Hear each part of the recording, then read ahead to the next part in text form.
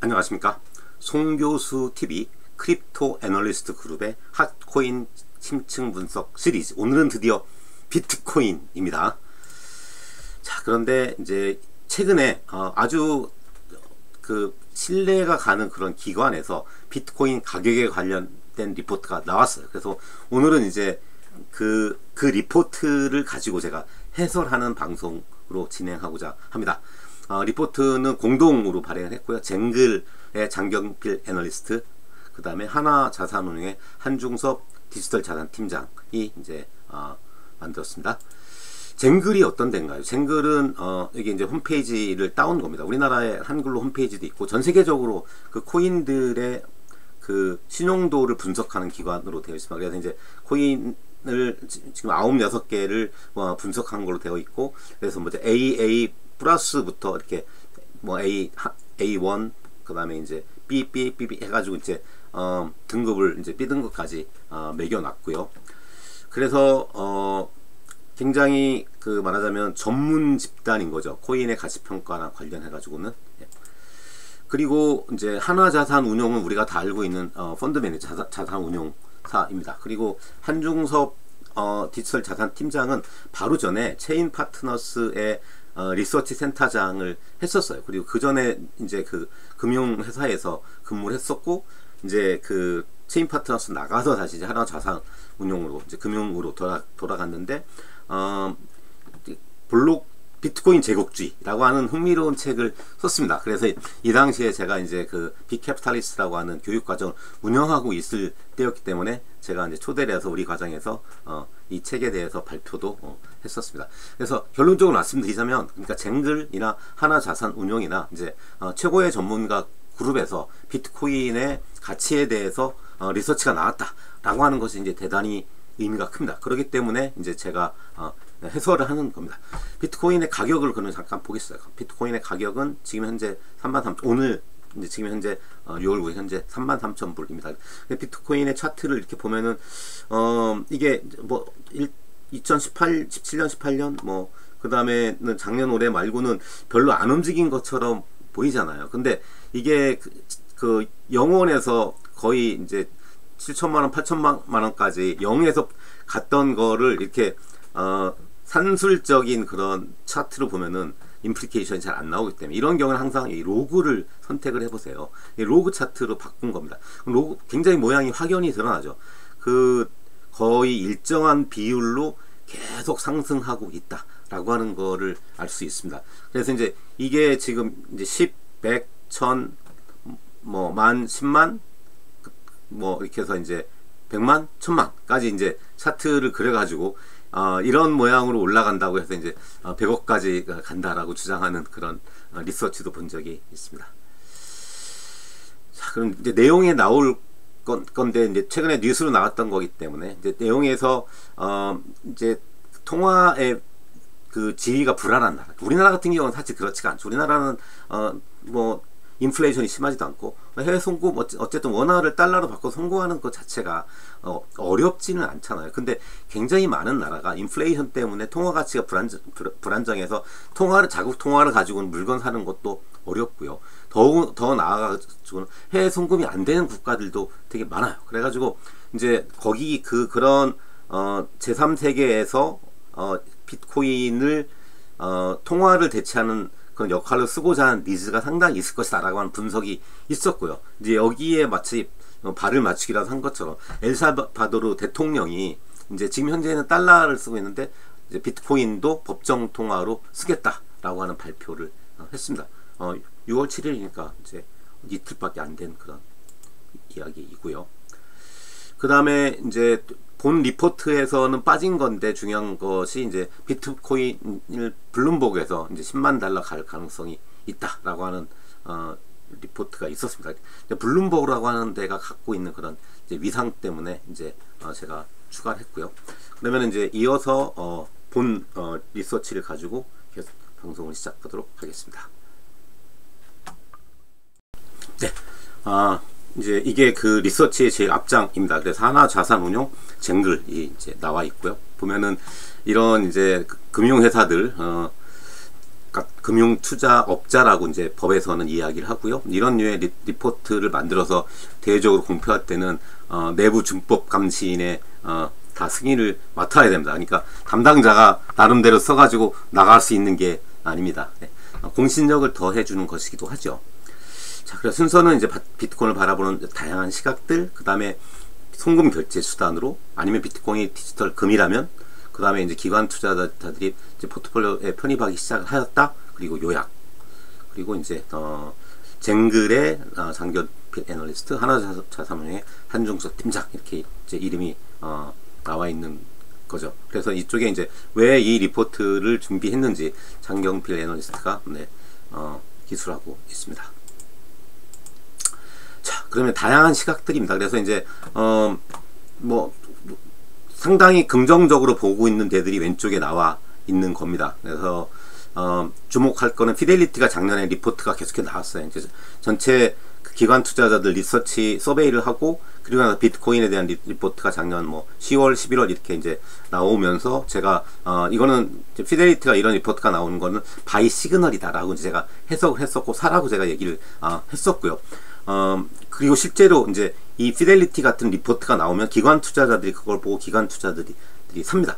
그래서 이제 작년부터 올해 초까지는 기관 투자자들이 이제 그 비트코인의 가격을 올리는데 가장 주된 역할을 했습니다. 이제 그러면서 동참한 데가 이제 JP 모간이죠. JP 모간은 이제 비트코인은 사기다라고 하는 얘기까지도 이제 했었고요. 근데 이제 지금은 비트코인 펀드를 만들겠다고 하고 있는 거고요. 그 다음에 비트코인 가격에 대해서도 뒤에 나옵니다만 이제 리포트가 나와 있습니다. 골드만도 마찬가지로 이제 그 긍정적인 그런 입장이 바뀌었고, 브릿지워터는 굉장히 그 존경받는 그런 CEO가 있어요. 달리오라고 하는 분인데, 이분은 이제 그 경제학자로서도 굉장히 유명하고요. 저도 이제 이분이 그 맞는 비디오를 제 수업 시간에 자주 이제 가져다가 틀어주기도 하고, 거시경제학 시간에. 근데 이분이 이제 가치가 없다, 전혀 없다라고 얘기했다가 이제 가치가 있다. 그다음에 이제 투자를 했다. 뭐 그리고 브릿지워터가 세계 최대의 헤지 펀드라고 한다면 세계 최대의 자산 운용사입니다.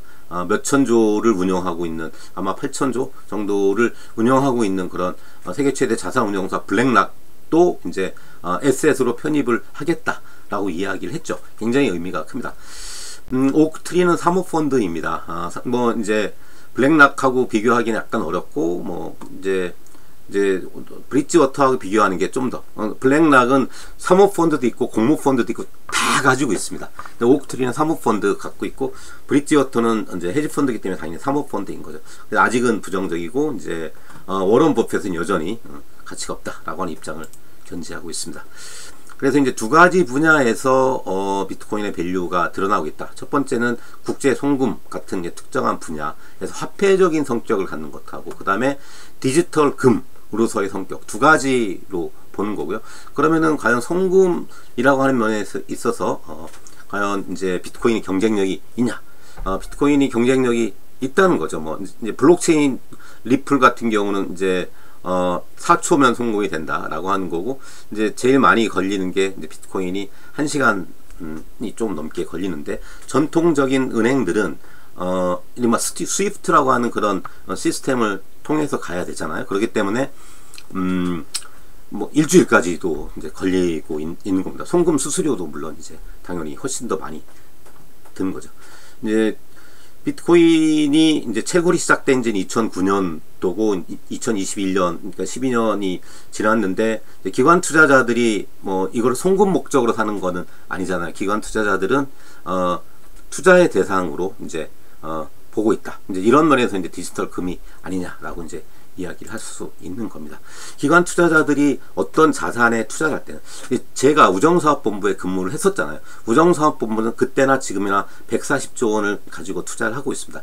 우정사업본부 같은 기관에서 투자를 할 때 뭐 두 가지가 가장 중요합니다. 수익률이 나냐, 그 다음에 위험이, 그러니까 위험을 어떻게 따지면 과연 자산의 변동성이 얼마나 있냐. 그래서 이제 수익률은 별로 많이 나지 않더라도 자산의 변동성이 없는, 손실 가능성이 적은 이런 것들을 훨씬 더 선호합니다. 그렇기 때문에 항상 그 자금 규모가 커지면 커질수록 채권의 편입 비중이 높아지는 그런 거고요. 그래서 이제 여러 가지 자산으로 구성이 되어 있기 때문에 서로의 관계에 의해서 포트폴리오 전체의 변동성, 전체의 위험이 영향을 받아요. 그래서 기관 투자자들은 어떤 특정한 자산을 투자할까 말까를 의사결정할 때 항상 이 분석을 합니다. 그 자산이 갖고 있는 위험과 수익률, 그리고 그 자산이 다른 자산과 가지고 있는 그런 상관관계인 거죠. 그래서 상관관계가 낮으면 이 자산을 편입하면은 전체적인 변동성이 떨어지는 효과가 있습니다. 심지어는 그래서 그 자산의 수익률이 마이너스이라도 마이너스이라도 전체적으로 변동성을 낮출 수 있다면 편입을 하기도 합니다.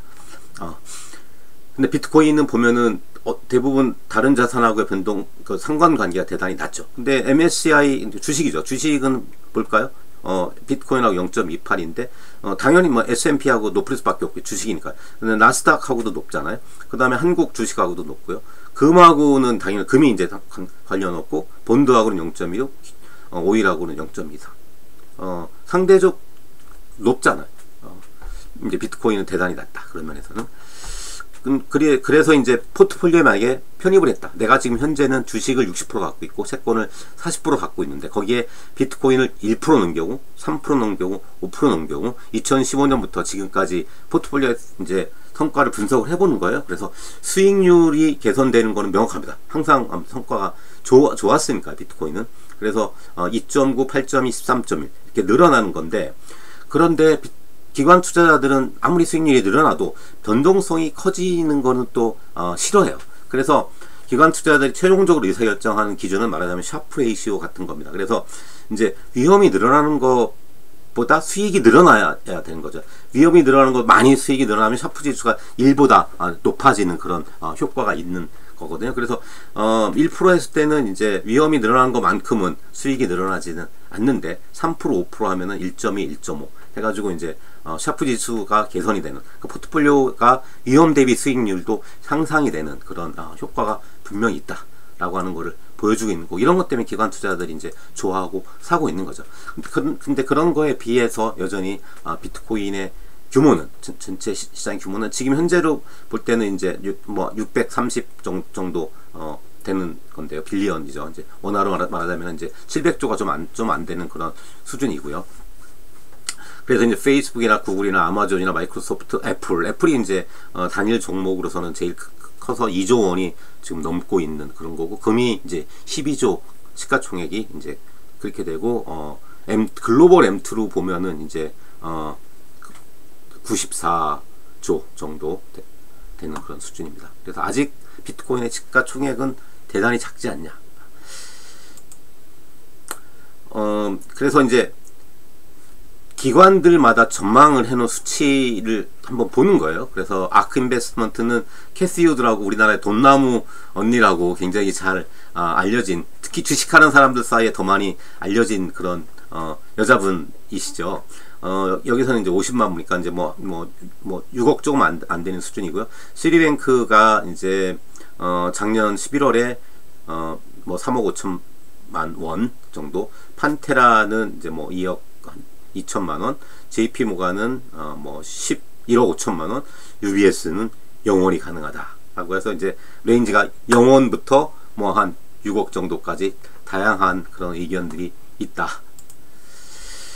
자, 송금 및 결제 수단으로서의 가치입니다. 제가 이제 아까 에콰도르의 얘기를 했잖아요. 그래서 화폐 가치가 불안정한 국가에서는 비트코인 자국 통화로는 대안이 안 되니까, 자국 통화로는 송금도 안 되고, 인플레이션이 너무 심해가지고 사람들이 안 가지고 있으려고 하니까, 그래서 이제 비트코인을 이제 대안으로 이제 쓰려고 하는 그런 니드가 강하게 있는 거죠. 그래서 베네수엘라, 터키, 뭐 이런 데들 다 뭐 비트코인이 유일한 희망이다.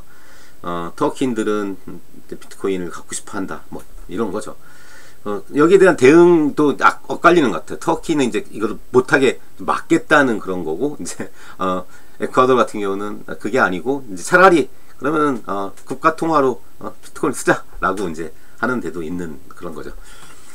그래서 이제 실제로 그 결제 수단으로 채용을 해가지고 쓰고 있는 회사들이 나와 있는 겁니다. 페이팔, 스퀘어, 애플페이, 테슬라. 페이팔 같은 경우는 그래서 1, 4분기 실적을 발표했는데 비트코인을 받아들인 이번 첫 분기에 여러 가지 지표들이 굉장히 좋아졌다라고 하는 거를 이제 발표를 한 적도 있습니다. 테슬라 같은 경우는 이제 갑자기 비트코인이 친환경적이지 않다라고 하는 이유로 이제 비트코인을 결제 수단으로 삼지 않겠다라고 해가지고 이제 지금 계속 논란이 되고 있습니다. 그래서 이제 통화의 자유도가 낮은 국가에서 법정화폐 대체에 대한 수요가 있다. 실제로 이제 이제 얘가 보여주고 있는 거고, 또 어떤 나라는 이제 오히려 완전히 반대로 이제 비트코인을 아예 금지해버리겠다라고 하는 국가도 이제 있는 겁니다. 그래서 대단히 많은 국가들이 여기에 해당이 되고요. 이제 여기에서 비트코인에 대한 니즈는 사실은 굉장히 큽니다. 그래서 지금 현재 비트코인 시가총액에 비해서 이들 국가들의 통화를 만약에 이제 전반적으로 대체가 된다면 뭐 한 5배 정도가 오를 수 있다라고 보는 거고요. 선진국이 대체될 가능성은 좀 낮은 거죠. 선진국들은 이제 CBDC가 빨리 도입이 될 거기 때문에 이제 선진국의 입지로 가는 거는 저는 거의 가능성이 낮다라고 판단하고 있습니다.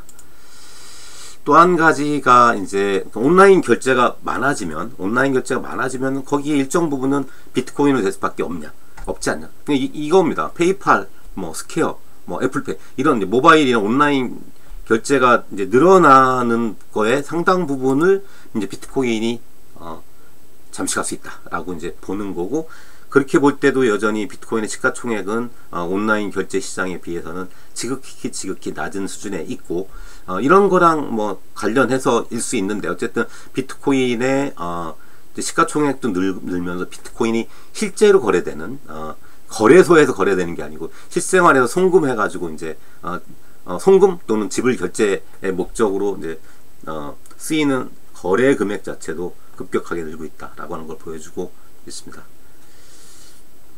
근데 이제 거래 금액은 여전히 이 축 자체도 보면은 여기는 이제 10분의 1로 줄어드는 걸 볼 수 있죠. 그러니까 아직은 이제 거래소에서의 거래 금액 대비해 가지고 실생활에 쓰이는 거는 10분의 1도 안 된다라고 이제 보면 되겠습니다.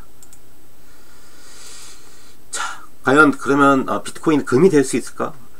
금이 될 수 있는 많은 매력을 갖고 있는 겁니다. 희소성이 있고요. 그 다음에 불변성, 그 다음에 외적인 매력도는 없어요. 금은 이제 반짝 목걸이, 이제 반지, 귀걸이, 근데 그런 건 없고요. 근데 자를 수 있다면 또 더 좋잖아요. 그 다음에 뭐 대체 가능성이 있는 거고, 결제 수단으로는 금은 할 수 없는 건데 할 수 있잖아요. 그래서 이제 금이랑 유사하면서도 더 좋은 면을 가지고 있다라고 보는 거고, 비트코인은 발행량이 최대 발행량 2,100만 개로 딱 정해져 있습니다. 그래서 그게 계속해서 이제 이렇게 감소를 하고 있고, 지금 현재 2021년 되는 시점에서 전체 발행량의 90% 가까이는 이미 발행이 되어 있고, 시간이 지나면 이제 발행량은 점점점 줄어드는 그런 커브를 그리게 되는데, 근데 이제 여기 2,100만 개에서 사실은 없어지는 게 또 있습니다. 사람들이 이제 키를 잃어버리잖아요. 아니면 이제 디스켓 같은 데 넣어놨다가 뭐 이제 이런데 그냥 뭐 쓰레기장으로 가버리고 불타버리고 뭐 이래서 소실된 것이 최대 뭐 30%도 될 수 있다라고 이제 얘기를 하고요. 그래서 이제 그런 거를 감안하면 시간이 지나면 지날수록 공급량은 오히려 감소하고 있다라고 주장하는 사람까지도 있습니다. 금이랑 이제 유사한 성격을 갖고 있다라고 이제 보는 그런 거고요. 이제 그런 경우에 이제 그 어떤 가치의 척도로 이제 쓰고 있는 게 스톡 투 플로우라고 하는 그런 건데요. 이제 뭐냐면은 특정 자원의 그 총 공급량을 비트코인 같은 경우는 이제 2,100만이고, 그 다음에 연간 생산되는 양, 1년에 생산되는 양하고 이제 그 나눈 값입니다. 그래서 이제 비트코인은 2,100만 개로 분모는 딱 정해져 있고, 분자가 이제 계속해서 줄어들잖아요. 그래서 지금 현재를 보면은 이 스톡 플로우 레이쇼가 금하고 비트코인하고 이제 큰 차이가 안 나요. 되게 이제 뭐 50배에서 60배 사이가 되고 있는 건데, 2025년만 되더라도 이제 비트코인이 거의 120배 정도에 달하는 아주 희소성이 높은 그런 자산이 된다라고 하는 거고요. 그래서 이제 여기에 입각해가지고 이제 그 로그 함수로 리그레션을 하는 겁니다. 그러니까 여기 지금 그 Y축을 보면은 축이 이제 10배씩 늘어나는 그런 축이잖아요. 그리고 이제 이 X축이 연도고, 그래서 이제 이게 비트코인의 가격을 이제 로그 함수로 리그레션을 했을 때 이런 이제 지수들이 찾아진다는 건데, 이거를 이제 정확한 지수는 피델리티에서 자기네들 수치는 공개하지는 않았어요. 근데 대단히 유사하게 이제 맞아 왔다는 거죠. 이런 류의 이제 로그 함수로 계산했을 때. 그래서 이제 이거로 추정했을 때 올해 하반기에 10만 불에 도달한다라고 이제 예측을 하고 있습니다. 플랜 B라고 하는 사람이 이제 처음에 얘기를 했다는 거고, 플랜 B는 이제 인플루언서, 익명의 인플루언서입니다. 그 다음에 이제 금하고 비트코인 시가총액이 제일 높았을 때도 10% 정도밖에 안 되는 거고, 지금 현재도 이제 6%가 안 되는 그런 수준이다. 그래서 이제 JP모간은 금 중에서도 투자 목적으로 갖고 있는 것이 2.7 트릴리언이기 때문에 거기는 이제 그 리커버, 거기까지는 도달할 수 있다라고 봐가지고 이제 뭐 비트코인의 가격이 앞으로 이제 3배 정도는 더 올라갈 수 있다라고 이제 얘기를 했었고, 근데 2-3일 전에 변동성이라고 하는 거를 이제 도입을 했어요. 그래서 변동성까지도 금이랑 같으면은 이제 여기까지 올라갈 수 있다. 근데 변동성이 지금 높은 거를 이제 감안했을 때는 뭐 이제 2만 불에 갈 수도 있다라고 하는 것이 이제 엊그제 나왔던 JP모건의 새로운 리포트였습니다. 자, 이제 많은 기관 기업들이 비트코인을 편입하고 있습니다. 2021년 돈나무 언니 캐시우드가 얘기를 했고, 그 다음에 이제 많은 사람들이 비트코인을 좋아하면서 이제 편입을 했다. 그래서 기업으로 이제 순서로 팀 마이크로스트레치, 테슬라, 스퀘어 등등 해가지고 이제 금액이 제일 많은 데는 약 4조 원 정도부터 해가지고 작은 데도 뭐 400억, 500억 정도 편입하고 있는 데들이 이제 나와 있습니다. 이제 이거는 제가 작년에 제 수업에서 강의할 때도 이제 썼었던 건데, 피델리티에서 굉장히 많은 유럽과 미국의 그 기관 투자자들한테 서베이를 했어요. 그래서 당신은 5년 내에 이제 디지털 자산의 0.5% 이상 분배할 계획이 있습니까? 라고 했을 때 이제 91%가 이제 네! 라고 대답을 했고, 최소 0.5% 내지는 그 이상인 거고요. 그거를 전제로 했을 때, 근데 글로벌 기관 투자자들의 이제 AUM을 2025년 145조 달러죠. 그래서 0.5%만 이 중에서 이제 엘로케이션이 된다면, 기관 투자자들은 퍼센티지로 엘로케이션이 합니다. 제가 우정사업본부 있을 때 엘로케이션 할 때 예를 들면 채권은 뭐 50%를 하자, 뭐 주식은 뭐 20%를 하자, 뭐 이런 식으로 정하는 거거든요. 그 중에서 그러면 국내는 또 얼마고 해외는 얼마고, 뭐 부동산은 얼마를 하자, 사모펀드는 얼마를 하자. 그래서 이런 식으로 기관 투자는 퍼센티지로 엘로케이션을 합니다. 그래서 0.5% 엘로케이션이 된다면, 1% 엘로케이션이 된다면 각각의 경우에 이제 그 지금보다 비트코인의 가격은 뭐 2배 반에서 6배 정도 오를 수 있다. 또 한 가지 중요한 거는 기관 투자자 말고 이제 밀레니얼 세대를 주목을 하고 있는 거예요. 밀레니얼 세대는 은행을 신용하지 않는다라고 얘기를 하고 있고요. 금보다는 비트코인이 안전자산이라고 서베이를 하면 67%가 yes 라고 대답을 하고 있다는 겁니다. 그래서 비트코인에 대해서 긍정적인 대답을 하는 사람은 나이가 젊은 사람일수록 이제 많다라고 보고 있는 그런 거고요. 그래서 이제 부라고 하는 게 결국은 지금은 나이가 많은 사람들이 갖고 있을지 모르지만, 결국 시간이 지나면 이 부는 젊은 사람들한테 갈 수밖에 없는 거잖아요. 그래서 지금 현재 이제 밀레니얼 세대가 지금 갖고 있는 뭐 X세대 포함해가지고 자산의 규모가 37조 달러 정도 된다고 보고요. 이 중에서 1%를 투자하는 경우하고 5%를 투자하는 경우하고 각각의 경우에 이제 비트코인에 지금 현재 대비해가지고 더블 뭐 5%가 되면 10배가 오르고, 사실은 이제 이게 이 37 트릴리언이라고 하는 이 수치 자체가 이제 시간이 지나면은 이제 지날수록 급격하게 증가하게 되겠죠. 그다음에 또 한 가지 재미있는 거는 폴 튜더 존스라고 하는 사람이 이제 금융자산, 현금, 금, 비트코인 이렇게 네 가지의 그 자산을 가지고 구매력, 신뢰, 유동성, 휴대성 30, 30, 20, 20 해가지고 점수를 매겼어요. 그래서 금융자산은 보니까 72점, 현금은 54점, 금은 62점, 비트코인은 43점으로 제일 낮아요. 제일 낮아요. 근데 시가총액으로 보니까 비트코인은 0.7조 밖에 안 되는데 금융자산은 350조가 돼요. 점수 차이는 43대 71 밖에 안 돼. 이거로 비교를 하면은 비트코인이 상승할 여력은 금융자산이랑 비교하면 360배, 현금이랑 비교하면 40배, 금이랑 비교하면 13배 저평가되어 있다라고 얘기를 하고 있습니다. 그러나 워런 버핏, 그 다음에 노벨 경제학상을 받은 로버 실러, 이런 분들은 여전히 비트코인의 가치가 없다라고 생각을 하고 있습니다. 저도 이제 재작년 그래서 이제 제네시스 코인이 나온 10주년 기념으로 해가지고 고려대학교에서 10주년 기념 심포지엄을 했어요. 그래서 이제 저도 거기서 발표를 했고, 제 바로 앞에 서울대학교 경제학과 교수가 발표를 했어요. 굉장히 당혹스러웠었던 경험 중에 하나입니다. 서울대학교 경제학과 교수가 뭐라고 했냐면, 비트코인은 집단적인 환각이고 가치가 없다. 이제 사람들이 다 마약 먹고 사는 거다. 이제 그런 얘기를 했고요. 이제 단상을 내려가기 전에 마지막으로 조용한 목소리로 뭐라고 얘기했냐면, 마치 그래도 지구는 돈다라고 이제 얘기했었던 것처럼, 그런데 많은 사람들이 쓰면 화폐가 된다, 이렇게 조용히 얘기하고 나갔어요.